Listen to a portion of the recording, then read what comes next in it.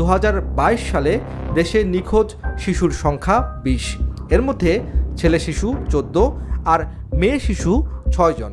2021 সালে নিখোঁজ শিশুর সংখ্যা ছিল 38 জন। নিখোঁজ শিশুর সংখ্যা থাকলেও শিশু চুরি বা কেনাবেচার কোনো তথ্য ওই প্রতিবেদনে ছিল না। শুধুমাত্র শিশু মিসিং এর তথ্য ছাড়া আর কোনো তথ্য পাইনি। আপনারা এটা নিয়ে কোনো কাজ করছেন কিনা? এটা নিয়ে আলাদাভাবে আমরা কোনো গবেষণা করি না। আপনারা আলাদাভাবে আমরা কাজ। শিশু দত্তক নেয়া বা অভিভাবকত্ব নেয়ার বৈধ উপায় কি? এই প্রশ্নের উত্তর দিলেন সমাজসেবা অধিদপ্তরের একজন কর্মকর্তা। যদি পিতামাতা না থাকে তাহলে ভিন্ন ক্ষেত্রে কি হবে, কে তার লালন পালনের দায়িত্ব নেবে? এই জন্য আমরা কিছু স্টাডি করছি।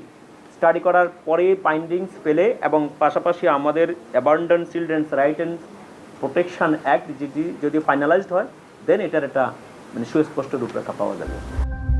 আচ্ছা, শিশু দত্তক নেয়ার বিষয়ে